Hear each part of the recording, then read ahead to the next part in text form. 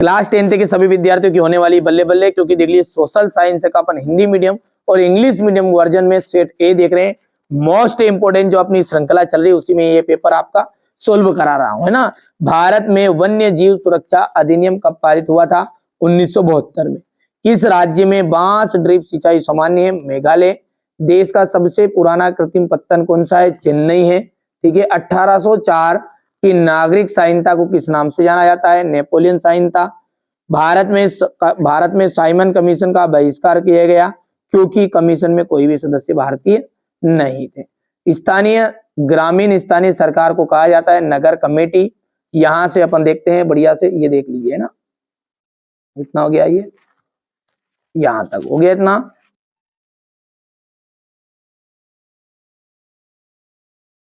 अबे रिक्त स्थान विनिर्माण उद्योग सामान्यतः आर्थिक विकास की रीढ़ समझे जाते हैं। विनिर्माण उद्योग क्या है? सामान्यतः आर्थिक विकास की रीढ़ समझे जाते हैं।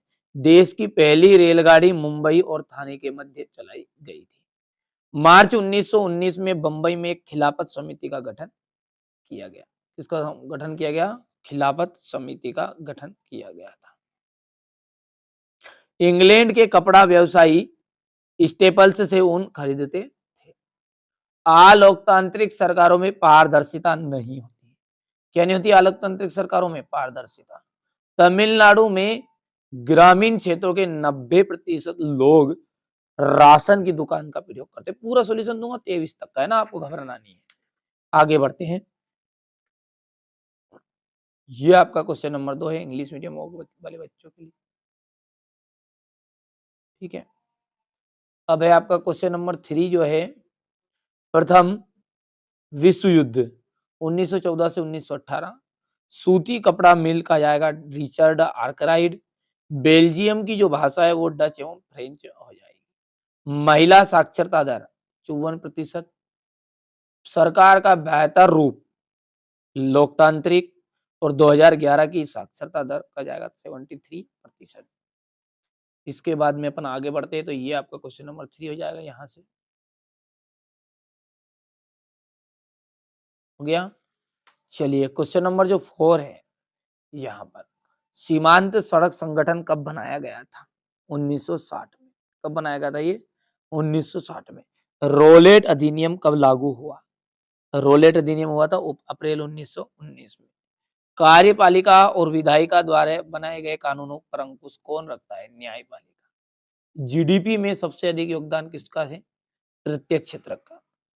बैंक जो है वो जमा राशि के एक बड़े भाग को किस में इस्तेमाल करती है? ऋण देने में। और भारत में लघु उद्योग में कितने श्रमिक नियोजित है? तो 2 करोड़। यहां से अपन ये कर सकते हैं ना। 2016 में भारत विश्व में चीन के बाद दूसरा बड़ा तिलहन उत्पादक देश बना था। बिल्कुल यहाँ से सत्य सत्य तो आप कर सकते हैं ना। सार्वजनिक क्षेत्र जो है ना, रिलायंस इसको नहीं है। क्यों? क्योंकि ये तो निजी है। 1805 में फ्रांसी की क्रांति हुई थी, असत्य बात है। जी आपका चौथा है, जनगणना के में प्रत्येक 10 वर्ष के बाद सभी नागरिकों को धर्मों को भी दर्ज किया जाता है। लोकतंत्र जो है ना, एक तरह का गलतियों का पुतला ही है। अब ये कह रहा है कि गलतियों को सुधारने की गुंजाइश नहीं होती, तो भाई सब गलत बात है। और औद्योगिक क्षेत्र जो होता है वो प्राथमिक क्षेत्र है। औद्योगिक क्षेत्र आपके जो है वो ठीक है द्वितीय क्षेत्र के अंतर्गत आते हैं। तो ये बात भी आपकी गलत हो जाएगी। यहां से हमारे इंग्लिश मीडियम वाले बच्चे बढ़िया से देखेंगे। ये जहां पर क्वेश्चन नंबर 6 देख लीजिए, भारत में पाई जाने वाली मिट्टियों के नाम। अब इसके बाद में इसका सॉल्यूशन देखेंगे। पहले हम ना पहले पेपर का स्क्रीनशॉट मैं आपको दे दूं ताकि आपको पता चले कि कौन कौन से क्वेश्चन हैं जो 100% आने वाले हैं। यहां से देख सकते हैं ना। क्वेश्चन नंबर 10 है ये। क्वेश्चन 11 है, 12, 13, 14,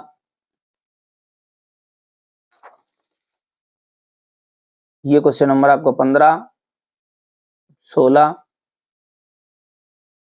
ठीक है। ये क्वेश्चन नंबर 17 है, 18 हो गया। 18 के बाद में ये क्वेश्चन नंबर 19, ये 20, क्वेश्चन नंबर 21 इस तरह का रहेगा आपका क्वेश्चन नंबर 22 और ये अंतिम 23। मानचित्र ही रहता है 23वें क्वेश्चन में, तो है ना। अब चलिए इसको पेपर को अपन रखते हैं साइड में, क्यों? क्योंकि अपन है ना अब सॉल्यूशन देखते हैं इसका, है ना भैया। चलिए तो इसको रख लेते हैं साइड में यहाँ पर। अब देखिए ये सेट ए जो आपको बता दिया है ना, उसका सॉल्यूशन है। देखिए प्रश्नों को देखेंगे यहां से। भारत में जो पाए जाने वाली मिट्टी है वो कौन कौन सी है, नाम बताना है। देखिए जलोढ़ मिट्टी है, काली मिट्टी है जिसे अपन रेगर मिट्टी की भी नाम से जानते हैं, कपास युक्त मृदा मिट्टी भी कहते हैं, है ना। और लाल मिट्टी, लेटेराइट, पर्वतीय और मरुस्थलीय मिट्टी। इतना करना है, हो गया। बांगर और खादर मृदाओं के बीच में अंतर आपको बताना है। तो देखिए बहुत ही सिंपल है। बांगर जो अपन कहेंगे, बांगर बांगर यानी कि पुरानी जलोढ़ है। दोनों ही क्या है, जलोढ़ मिट्टी ही है। दोनों क्या है, अपनी जलोढ़ मिट्टी है। और जलोढ़ मिट्टी में ये जो बांगर है ना, आपने सुना होगा एक सीमेंट में भी बोलता है बांगर, ठीक है, सीमेंट, है ना भैया। तो बांगर का मतलब होता है पुरानी, है ना। तो पुरानी जलोढ़ इसको कहते हैं, और नवीन जलोढ़ किसे कहते हैं अपन, खादर को। समझ में आ रही बात नहीं? अब ये जो पुरानी है तो इसके मिट्टी के कण मोटे होते हैं और इसके कण थोड़े पतले होते हैं। शब्दों को ध्यान में रखना, आप तो सारी चीजें समझ में आएगी। क्या बोला है मैंने कि बांगर जो है उसमें क्या हो रहा है, उसमें मिट्टी के कण जो होते हैं वो मोटे होते हैं और इसमें छोटे होते हैं, महीन होते हैं। अब सीधी सी बात है, पुरानी जो है ना वो थोड़ी सी कम उपजाऊ रहेगी, है ना। तो पुराना जो माल है वो थोड़ा सा घिसता जाता, नया नया रहता तो थोड़ा दम टेकता है। ये कम उपजाऊ होता है, ये अधिक उपजाऊ होता है। ये थोड़ी सी ऊंचाई पर है। अब ये नई नई बनी तो ये नई किसके कारण बनी, बाढ़ के कारण बनी, है ना। एक स्थान से दूसरे स्थान पर मिट्टी का परिवर्तन हुआ, बहती हुई गई, उसके कारण बनी। तो ये संपूर्ण मैदान क्या है इसका, बाढ़ का मैदान है। तो देखिए सिंपल सी बात कहूं मैं, एक ही शब्दों में आप समझो। बांगर, पुरानी जलोढ़ मिट्टी को हम बांगर मृदा कहते हैं और नई जलोढ़ मिट्टी को हम खादर। इसमें मिट्टी के कण मोटे होते हैं, इसमें मिट्टी के कण महीन होते हैं। ये कम उपजाऊ होती है, ये अधिक उपजाऊ होती है। ऊंचाई के कारण यहां तक बाढ़ का पानी नहीं पहुंच सकता और ये संपूर्ण बाढ़ का मैदान है। चलिए अब आगे बढ़ते हैं। अब अगला जो क्वेश्चन नंबर 7 है ना, वो है आपका जलोढ़ मिट्टी और काली मिट्टी में अंतर। यदि ये प्रश्न आपसे घुमा भी दे और पूछ ले कि जलोढ़ मिट्टी की विशेषता बताओ और काली मिट्टी की विशेषता बताओ, तो दो ही ये है, देखो गौर से। इस मिट्टी का जो रंग होता है ना वो हल्का भूरा होता है। काली का नाम क्या है, काली, तो भैया काले ही रहेगा, कोई सफेद तो नहीं हो जाएगा, है ना। तो जलोढ़ मिट्टी का जो रंग होता है ना वो तो हल्का भूरा रहता है और काली मिट्टी का जो रंग है वो आपका काला होता है। यहां देश की भूमि के 40% भाग पर फैली हुई, कितनी, 40। और सबसे उपजाऊ जो मिट्टी होती है ना वो जलोढ़ मिट्टी ही होती है, ठीक है। तो यहाँ देश की भूमि के 40% भाग तक फैली हुई है और ये 18.5 भाग में फैली हुई। नदियों के द्वारा बहाकर लाई गई मिट्टी को हम जलोढ़ मिट्टी कहते हैं और काली मिट्टी का जो निर्माण है वो ज्वालामुखी उद्गार से निकलने वाले लावा के कारण हुआ है। सिंपल है, ज्यादा कठिन नहीं है, 3 नंबर तक ज्यादा ज्यादा आएगा, ये बढ़िया से कंप्लीट करना है। आगे बढ़ते हैं बेटा। तो अगला जो प्रश्न है वो क्या है, मृदा संरक्षण किसे कहते हैं। देखिए संरक्षण का मतलब होता है सुरक्षा करना। क्या होता है संरक्षण का मतलब, सुरक्षा करना। सीधी सी बात है कि मिट्टी का अपरदन हो रहा है, अब किसे सुरक्षा करोगे, लट तो कोई नहीं मार रहा है इसे, ठीक है, नुकसान हो रहा है, मिट्टी को काट रहे हैं, कट रही है, बह रही है। तो मिट्टी के कटाव बहाव को रोकना ही क्या कहलाता है, अपना मृदा संरक्षण कहलाता है। या फिर अपन सिंपल भाषा में कह सकते हैं कि मृदा के अपरदन या क्षय को रोकना ही क्या कहलाता है, मृदा संरक्षण कहलाता है। जितनी चीजें बता रहा हूं ना उतने कंप्लीट करने पड़ेंगे, बस सीधी सी बात है ना भैया। चलिए तो ये हो गया आपका क्वेश्चन नंबर 8 और छोटा छोटा कर दूं ताकि ये पूरा स्क्रीनशॉट आपका कवर हो जाएगा। हो गया। आगे बढ़ते हैं। अगला प्रश्न है रबी और खरीफ की जो फसल है उसमें अंतर है, ठीक है। अब ये कभी कभी इसको ऐसे पूछ लेता है कि खरीफ की फसल ऋतुओं की विशेषताएं बताओ, तो ये जो अंतर वाली लाइन है इनकी विशेषताएं इधर की लिख देना। इधर की रबी की विशेषताएं पूछे ना रबी की फसल की, तो यहाँ पर ये इसकी आ जाएगी। चलिए अंतर को समझाता हूँ ट्रिक के माध्यम से, बिल्कुल तो देखिए मैंने एक तरफ लिख लिया खरीफ और दूसरी तरफ लिख लिया रबी। यदि देखिए आप ध्यान से देखना, एक ही चीज को ध्यान में दिमाग में बैठा लो, और उसको भी मैं ट्रिक के माध्यम से बैठा दूंगा, नहीं बैठेगा तो देखिए खरीफ यानी कि क्या हो जाएगा, सोयाबीन अपन बोते हैं, वो खरीफ की फसल है। रबी, रबी की बात करें तो इसमें आ जाएगा आपका गेहूं, बस इन शब्दों को ध्यान रखो।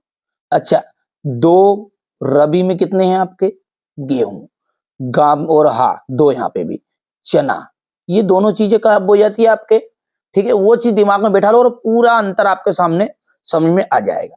सबसे पहले अपन सोयाबीन की बात करें ना, खरीफ की फसल की बात करें, तो कब बोते हैं भैया, वर्षा ऋतु में बोते हैं। बोते यानी बोते, बोल तो जल्दी से बोलो, ठीक है, कब बोते हैं, वर्षा ऋतु के आगमन पर इसको बोया जाता है। इसको भैया ठंड में, और ठंड को अपन कहते हैं शरद ऋतु,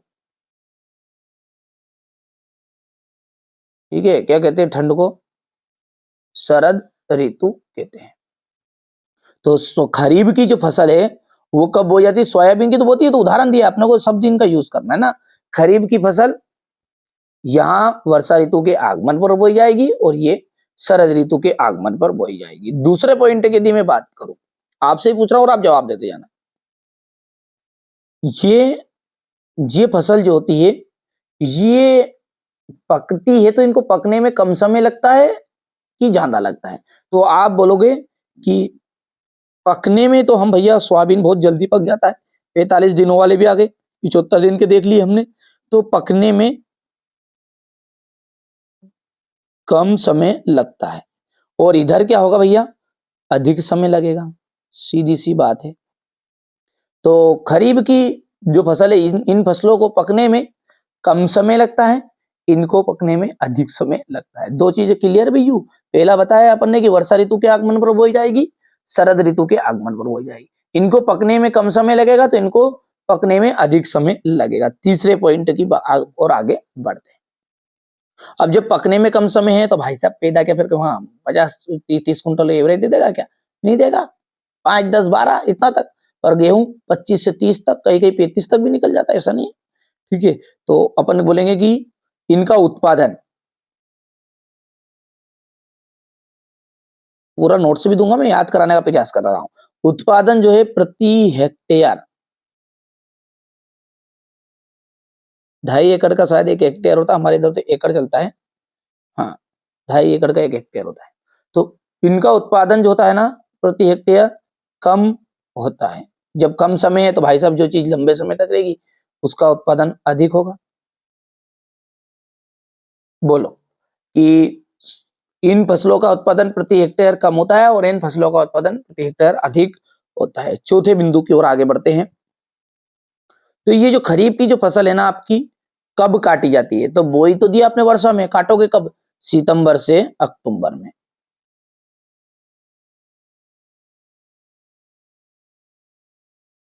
ठीक है भैया, पर अब इनको कब काटोगे दादा, गर्मी की छुट्टी में, तो गर्मी की छुट्टी कब लगती, मार्च में ही, ठीक है। तो इनको ये फसलें मार्च से अप्रैल में काटी जाती है। समझ में आ रहा भैया। उदाहरण लिख दो बट पांचवा कोई सा भी, पांचवा उदाहरण लिख दो।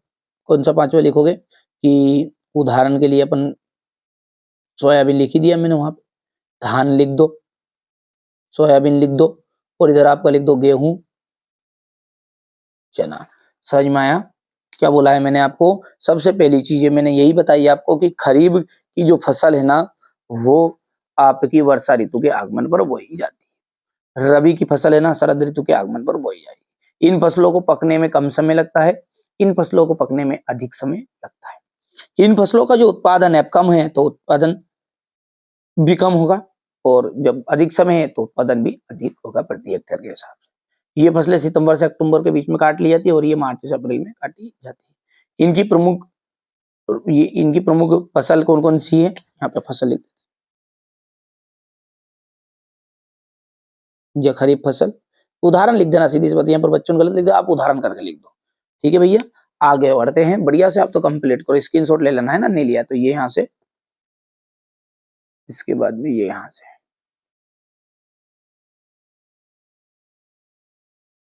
ठीक है। आगे बढ़ते, अब अगला क्या है, विनिर्माण उद्योग क्या है, ठीक है। देखो ये जो आप कागज देख रहे हो, सीधी सी बात, ये कागज किससे बना है आप खुद बताओ। यहाँ पे लिखा है कागज बना है बांस से। जो अपन शक्कर का यूज करते हैं, चीनी, वो किससे बनती होती है? अपनी गन्ने से बनती होती है। तो हम बात करें कि जो गन्ना था, ठीक है, ये इस गन्ने को इन्होंने मूल्यवान उत्पाद में परिवर्तित कर दिया, और छोटे से 1 किलो गन्ने से बहुत सारी चीनी बनाई जा सकती है ना। देखिए थोड़ा सा उल्टा बोल दिया मैंने। जो तो गन्ना होता है ना, मतलब कम भाव का होता है, चीनी होती है ज्यादा भाव की होती है, ठीक है। तो जो गन्ना होता है, 1 कुंटल गन्ने की यदि बात करें अपन, तो 13 किलो उससे चीनी बनती है। अब ये रेट में यदि आप देखोगे ना, तो वो गन्ने से ज्यादा रेट की हो गई, ठीक है। 13 किलो तो चीनी बन गई, 30 किलो उससे खोई बनती है, और 5 लीटर सीरा बनता है, और कुल मिलाकर हम यदि मोटे मोटे तौर पे जोड़े ना, तो 1,000 रुपए का माल उससे बनता है, ठीक है। तो ये आपको ध्यान में रखना है। तो ये बोल रहा है कि कच्चे पदार्थ से को मूल्यवान उत्पाद में परिवर्तित करके अधिक मात्रा में वस्तुओं का निर्माण करते हैं, उत्पादन करते हैं, तो उसे अपन कहते हैं विनिर्माण। सीधी सी बात है कि बांस था, उससे कागज बना लिया है, गन्ने से चीनी बना ली है, ठीक है, और कोई सा दूसरा स्थान, जो भी कोई दूसरी चीज है ना, उन सबसे जो दूसरी वस्तुएं बनाती है प्रोडक्ट, जैसे अपने चिप्स से, आलू से अपन ने चिप्स बना ली, ये भी क्या है? विनिर्माण उद्योग के अंतर्गत आएगा। आलू कम रेट का, चिप्स को ऊपर जोड़ोगे तो ज्यादा भाव हो जाएगी। चलिए आगे बढ़ते हैं। स्पष्ट कीजिए कि कृषि और उद्योग किस प्रकार साथ साथ बढ़े। बहुत इंपॉर्टेंट और सिंपल है, सिंपल है। यदि मैं बात करूं आपसे, अब थोड़ा सा इसको ध्यान से समझो, है ना, ताकि आपको समझ में आए। देखिए भारत क्या है? हमारा कृषि प्रधान देश। यदि हम बात करें कि जो कृषि का जो विकास है, कृषि का विकास, अब बात करें कृषि प्रधान तो है, पर जो कृषि किस पे निर्भर है अधिकतर? पूर्ण तरह उद्योगों पे आश्रित है। क्यों उद्योग पे आश्रित है? क्योंकि भाई साहब आज के जमाने में पेट्रोल, डीजल, क्योंकि उसमें सारी चीजें मशीनरी से काम हो रहा है, वो सारी चीजें जो आपके कीटनाशक है, लाइट है, ठीक है, तो पानी फेरने के लिए ट्यूबवेल है, ट्रैक्टर है, ये सब कहां से बने? ये सब कंपनियों के द्वारा ही तो बनाए गए, ठीक है। तो हम कहेंगे कि आज जो कृषि का जो विकास है, वो पूरी तरह उद्योगों के विकास पे निर्भर है। जितना उद्योग आगे बढ़ेगा उतना ही कृषि बढ़ेगी हमारी, है ना। चलिए, तो कृषि में उर्वरकों, कीटनाशकों, प्लास्टिक, बिजली, डीजल का प्रयोग निरंतर बढ़ता जा रहा है, और जो हमें उद्योगों से ही प्राप्त होता है। समझ में आई बात? आपको क्या बोला है मैंने? मैंने ये कहा है कि कृषि प्रधान देश है हमारा भारत।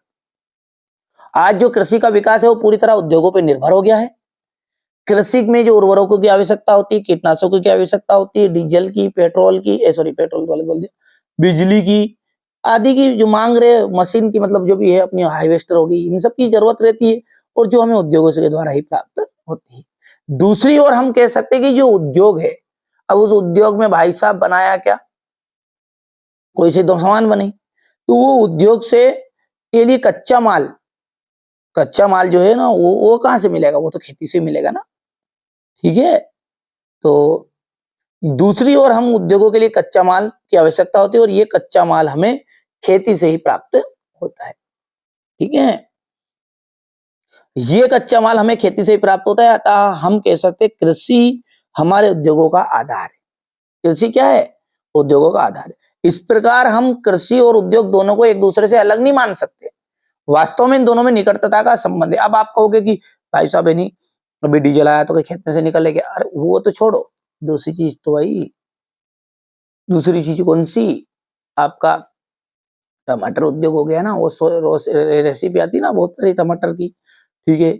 मिर्ची की कंपनी आ गई, तो मिर्ची के वो बनाते ना पाउडर नहीं, ये कहाँ से बनेंगे? दूध के पाउडर है, जो हमारा खेती बाड़ी से था। आप खेती बाड़ी मतलब माल ढोर जो अपन है, वो खेती से पे निर्भर है।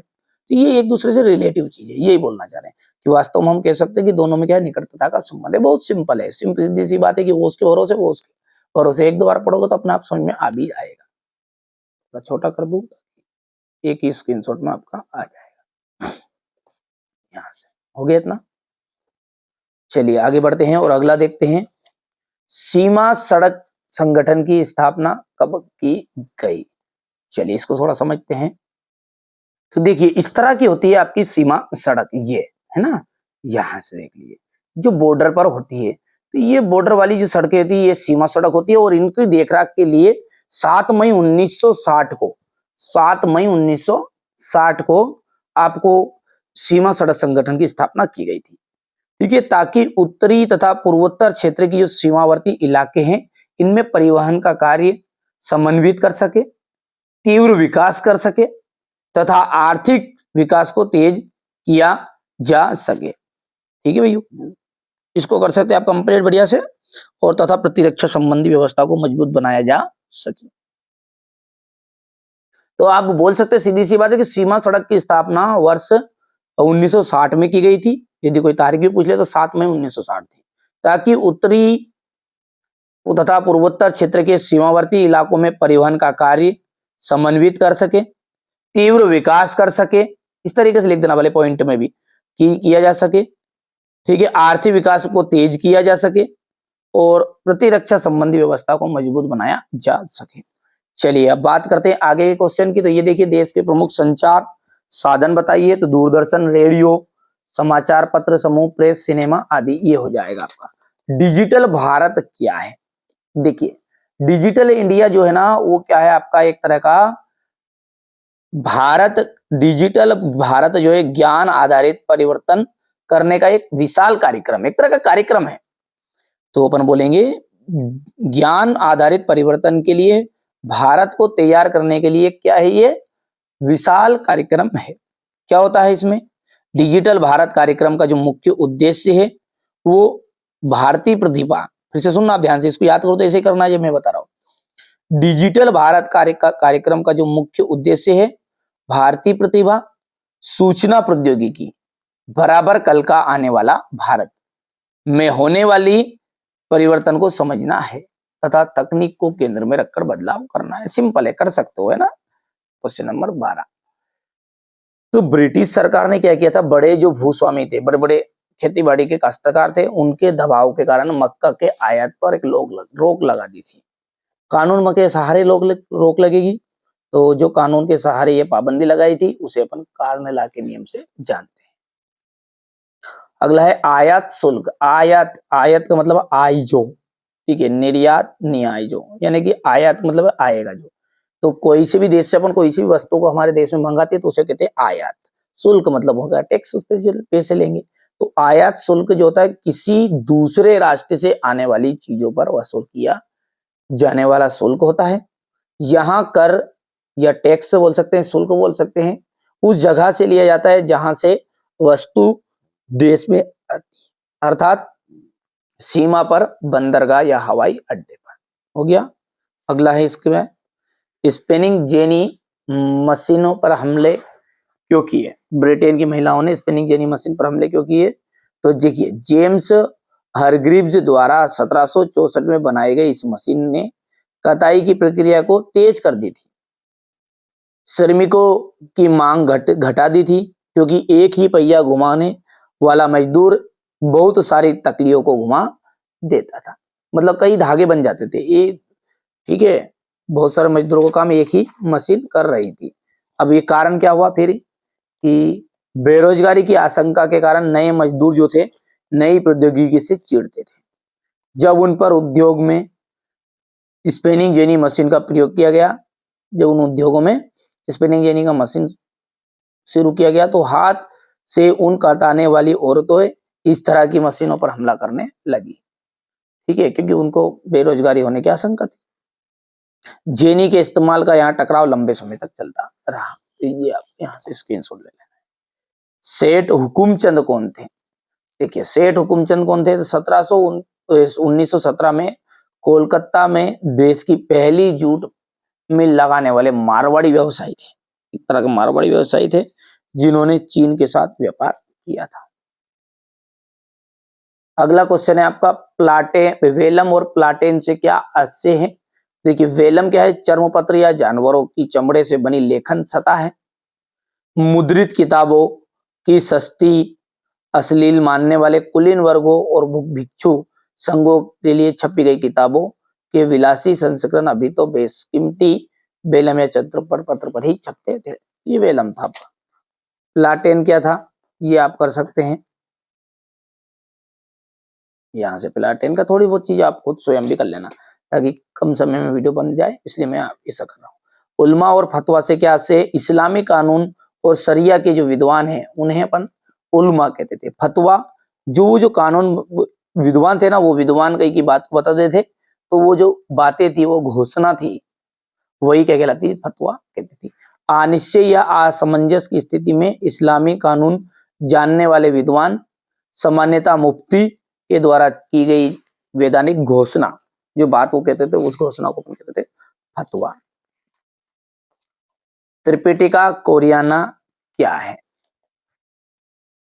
यहां से देख सकते हैं 13वीं शताब्दी के मध्य त्रिपिटिका कोरियाना वुड ब्लॉक्स मुद्रण के रूप में बौद्ध ग्रंथों का कोरियाई संग्रह। क्या है? कोरियाई संग्रह था बौद्ध ग्रंथों का। ठीक है, इन ग्रंथों का लगभग 80,000 वुड ब्लॉक्स उकेरा गया था, और उकेरा गया था। इन्हें 2007 में UNESCO memory of the world में रजिस्टर्ड भी कर दिया गया। अगला है आपका पंचांग तथा गाथा गीत से क्या आशय?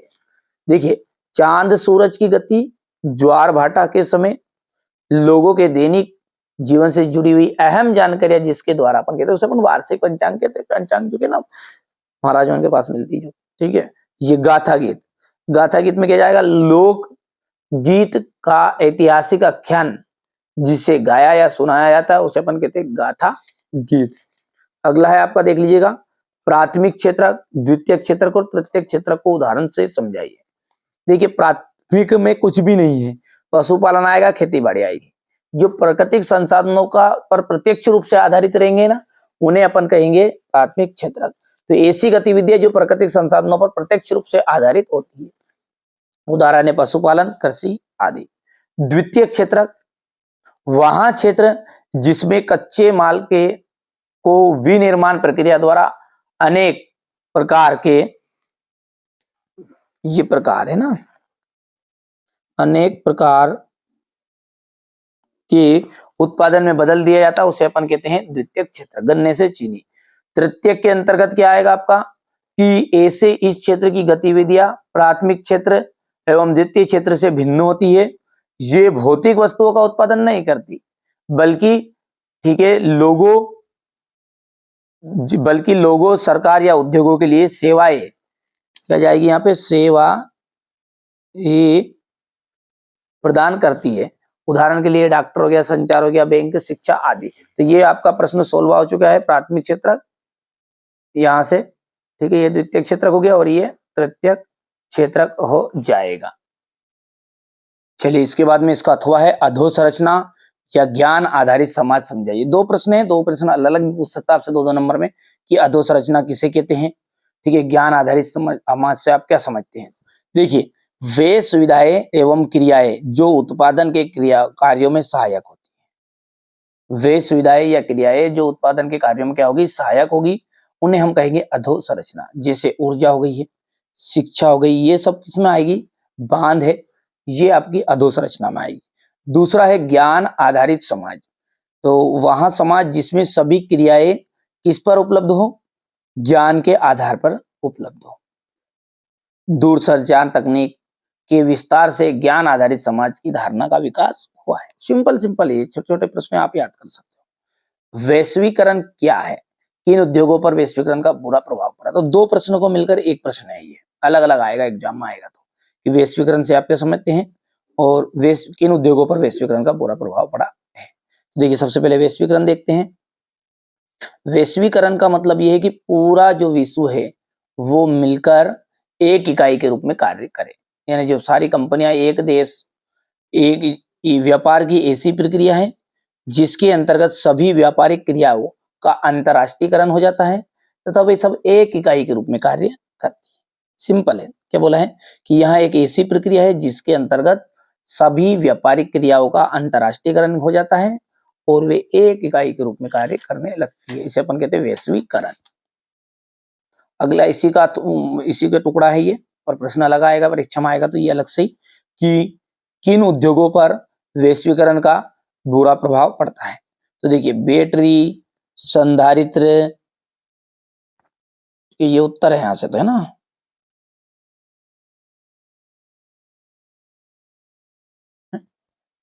प्रश्न क्या है, वो प्रश्न उधर हो गया कि बैटरी, ये यहां से भी लिखना आप इतना भी पूरा।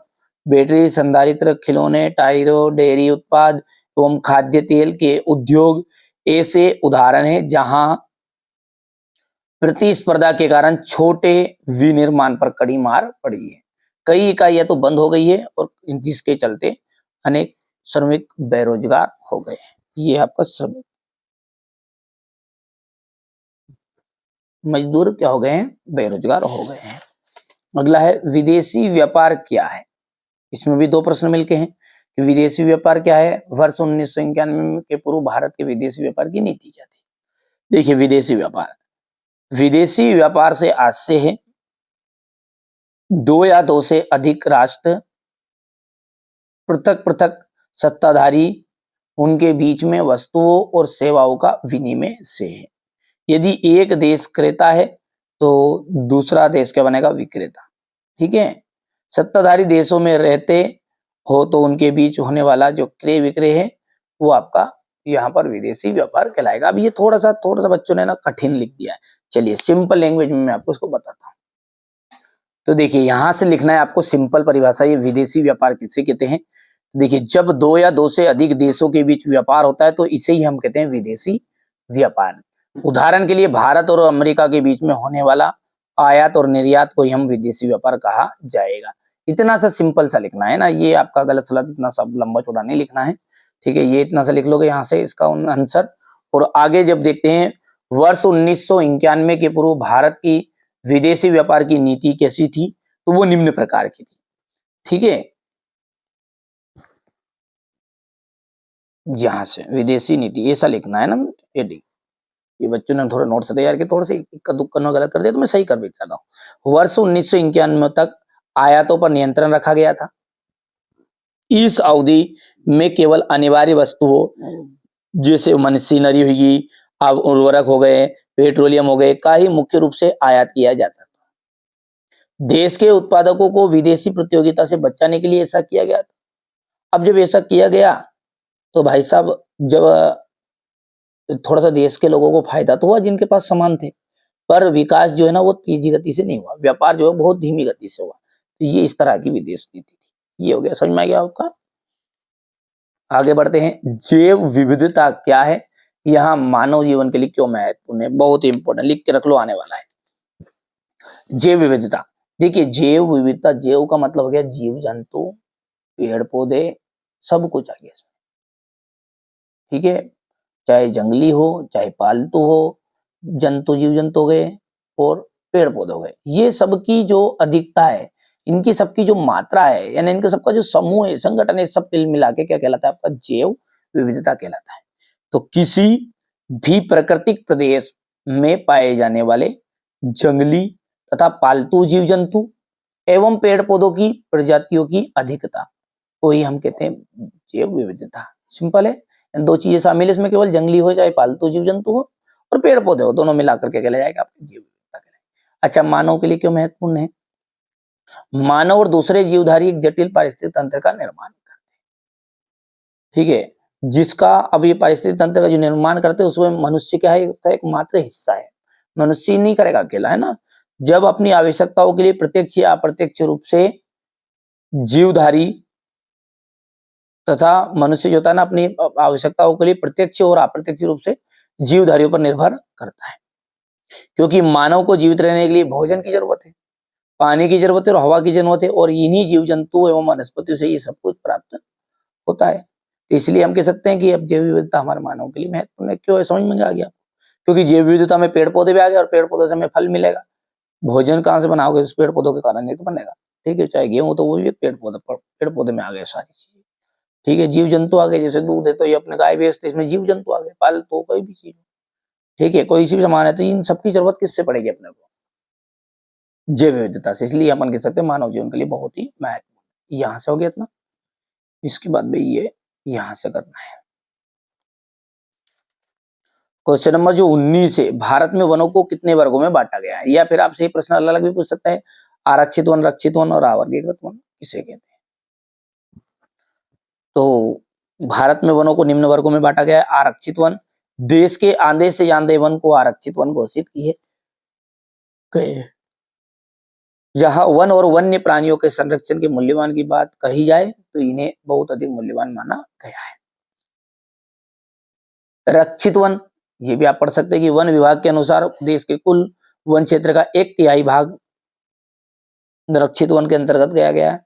इन वनों को और अधिक नष्ट होने से बचाने के लिए इनकी सुरक्षा की जाती है। अवर्गीकृत जो बंजर भूमि है, वन हो गए और बंजर भूमि हो गई, व्यक्ति या समुदाय के स्वामित्व में जो है वो सारे अवर्गीकृत वन के अंतर्गत आ गए।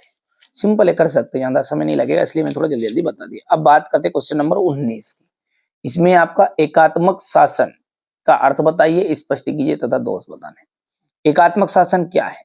एकात्मक शासन वहां शासन है जिसके अंतर्गत संविधान के द्वारा शासन की जो समस्त शक्ति है वो केंद्रीय सरकार में निहित कर दी जाती है। किसमें? केंद्र सरकार में। यानी केवल एक ही प्रकार का शासन चलेगा, केंद्र सरकार की चलेगी, कोई राज्य सरकार की नहीं चलेगी। ये भारत में नहीं है। भारत में संघात्मक शासन है, ये संघीय शासन बोल सकते हैं। उसमें राज्य सरकार अलग, मुख्यमंत्री अलग फैसले लेगा और केंद्र सरकार अलग फैसले लेगा। अभी वहां पर क्या होता है, एकात्मक शासन चीन में है जैसे, तो ये वहां पर केवल एक ही व्यक्ति की चलेगी। शासन के टुकड़े तो बटे हैं पर चलेगी किसकी? एक व्यक्ति की। समझ में आगे बात? नहीं, जो केंद्र सरकार रहेगी।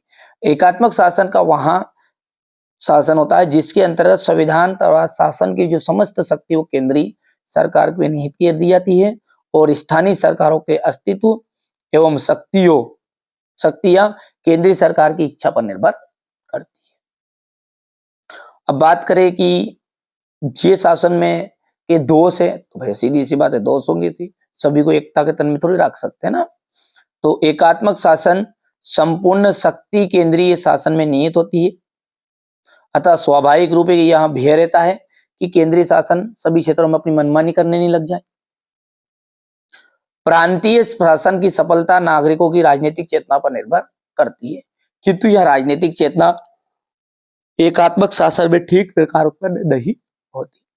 तीसरा दोष यह है कि एकात्मक शासन में जनता को शासन के सभी स्तरों पर सक्रिय रूप से भाग लेने का अवसर नहीं मिलता। इसलिए शासन शक्ति सरकारी कर्मचारी के हाथ से केंद्रीय हो जाती है और नौकरशाही शासन स्थापित हो जाता है। ये छोड़ सकती है या अवसर नहीं मिलता है, यहां तक भी कर सकते हैं आप। ठीक है, एक समान अवसर नहीं मिलता। तीसरा है जहां छोटे राज्य हो वहां एकात्मक शासन थोड़ा बहुत भले ही सफल हो जाए, लेकिन बड़े क्षेत्र जैसे भारत हो गया, क्षेत्रफल की दृष्टि से, जनसंख्या की दृष्टि से, ऐसे राज्यों, ऐसे देशों में भाषा नस्ल अलग अलग रहती है, तो यहाँ पर एकात्मक शासन काम नहीं करता। इसलिए इस प्रकार की विविधता वाले विशाल राज्यों में संगठनात्मक शासन पद्धति उपयुक्त मानी जाती है। अब ये यदि प्रश्न यही प्रश्न है, इसको घुमा के पूछ ले कि संगठनात्मक शासन क्यों महत्वपूर्ण है, तो ये इतनी चीजें लिखना आप। यदि ऐसा पूछ ले कि एकात्मक शासन से संगठनात्मक पद्धति उपयुक्त है क्यों, संगठनात्मक शासन पद्धति उपयुक्त मानी जाती है क्यों, तो भी ये चीजें लिखनी। इतने से तीसरा पॉइंट है कि छोटे राज्यों में एकात्मक शासन भले ही सफल हो जाए, लेकिन बड़े क्षेत्रफल में, जनसंख्या की दृष्टि जिनका क्षेत्रफल अधिक है, जैसे बड़े राज्यों में, बड़े देशों में एकात्मक शासन नहीं चलाया जा सकता। ठीक है, संस्कृति की विविधता हो जाए, जिसमें जहां पर भाषा नस्ल और धर्म की संस्कृति हो, वहां पर शासन नहीं कर सकते एकात्मक शासन के द्वारा। ठीक है, इस प्रकार की विविधता वाले देश राज्यों में हम संगठनात्मक शासन की पद्धति उपयुक्त मानते हैं। ठीक है भैया, चलिए ये तो हो गया अपना, कर ले लिया स्क्रीनशॉट इनका भी। क्वेश्चन नंबर जो 19 है वो क्या है, संघीय शासन व्यवस्था क्या है, संघीय व्यवस्था की महत्वपूर्ण विशेषताएं बताइए। तो जिन राज्यों में संविधान के द्वारा ही केंद्रीय और सरकार और प्रांतीय सरकारों के बीच शक्ति विभाजन कर दिया जाता है, ऐसा प्रबंध कर दिया जाता है कि इन दोनों पक्षों में कोई एक अकेला इस शक्ति का में परिवर्तन नहीं कर सके, सॉरी इस शक्ति में परिवर्तन कर सकेगा, उसे हम कहते हैं संघीय शासन। तो ये विशेषताएं हो गई यहाँ से संघीय शासन की। ठीक है, और इसके अलावा भी आपको 4 विशेषताएं करनी है, यहाँ पे 2 ही विशेषताएं लिख दी है ना, कितनी करोगे, 4 विशेषताएं करना है। चलिए वो अगले वीडियो में आपको बता भी दूंगा। यहाँ से आप एटीएम का अर्थ बता देख सकते हैं।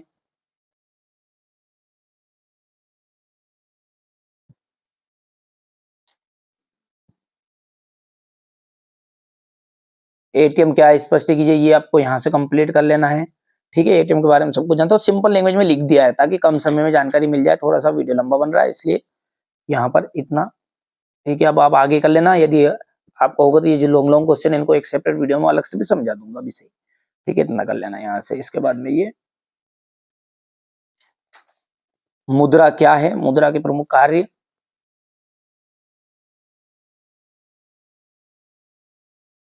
ये हो गया कार्य में